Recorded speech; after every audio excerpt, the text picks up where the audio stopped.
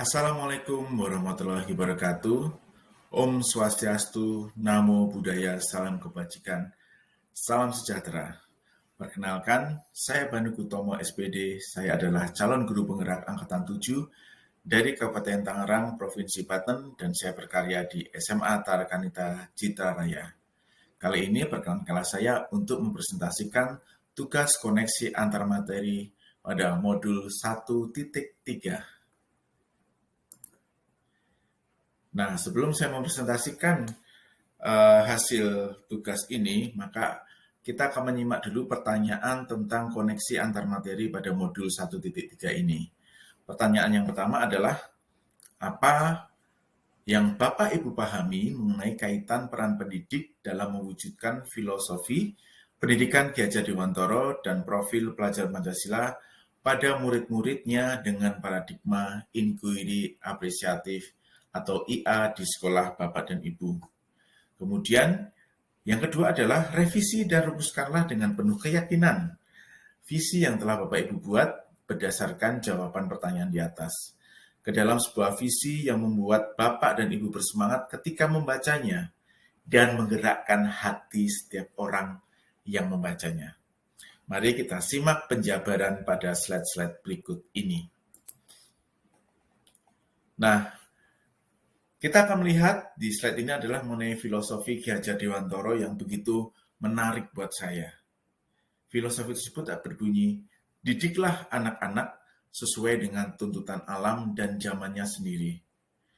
Mendidik anak tanpa meninggalkan identitas asli mereka yang memiliki budaya lokal dan nasional sehingga tercapailah kemerdekaan dirinya dan kemerdekaan orang lain.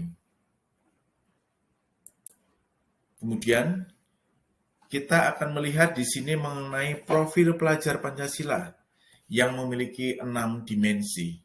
Dimensi yang pertama adalah beriman, bertakwa kepada Tuhan Yang Maha Esa, dan berakhlak mulia. Kemudian dimensi yang kedua adalah mandiri. Dimensi yang ketiga adalah bernalar kritis. Dimensi yang keempat adalah kreatif. Dimensi yang kelima adalah bergotong royong, dan dimensi yang keenam adalah berkebinekaan global. Nah, kini kita akan menyimak tentang apa itu paradigma inquiry apresiatif atau yang sering disingkat dengan IA. Pendekatan atau paradigma IA itu percaya bahwa setiap orang itu memiliki inti positif yang dapat memberikan kontribusi pada keberhasilan. Inti positif ini merupakan potensi dan aset organisasi.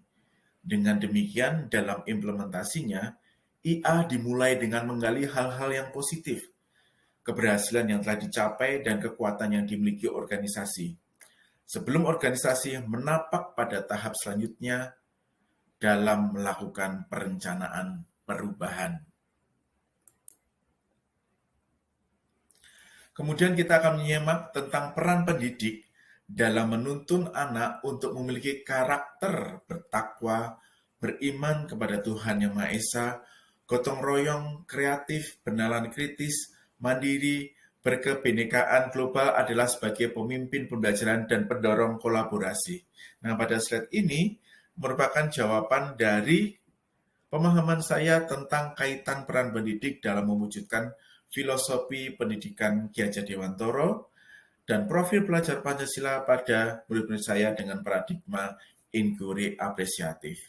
Nah, di sini terlihat jelas bahwa peran pendidik itu adalah sebagai pemimpin pembelajaran dan pendorong kolaborasi.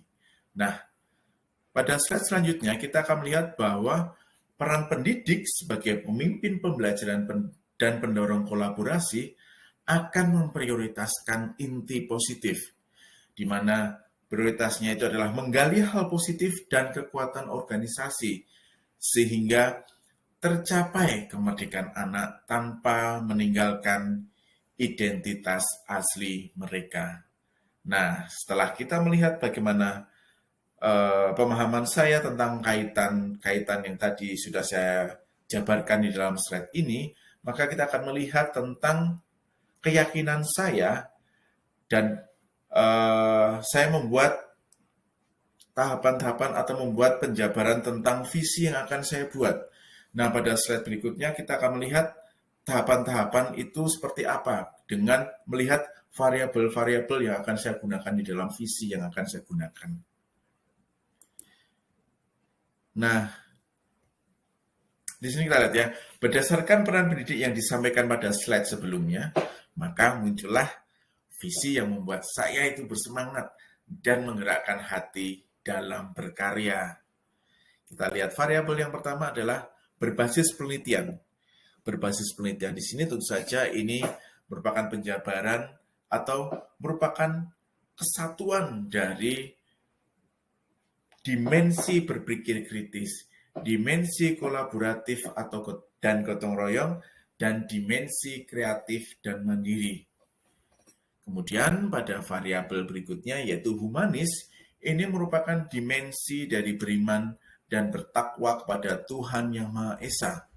Kemudian dimensi berkebinekaan global, serta dimensi mendidik sesuai kodrat alam dan kodrat zaman, serta tidak meninggalkan identitas asli anak. Kemudian variabel berikutnya itu tentang menyenangkan. Nah, di dalam menyenangkan ini, maka pendidikan itu adalah di sekolah saya adalah menggali hal-hal positif dan keberhasilan yang telah dicapai dalam kekuatan organisasi. Sehingga hal-hal positif tersebut akan mendorong guru-guru untuk menjadi pribadi yang menyenangkan, sehingga di dalam menuntun anak akan terpancar dan terbawa juga kebahagiaan yang diberikan.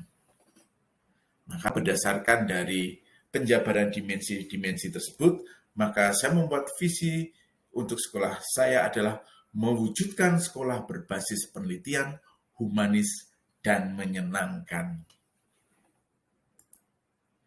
Demikian pemaparan dan presentasi dari saya dalam memenuhi tugas koneksi antar materi pada modul 1.3.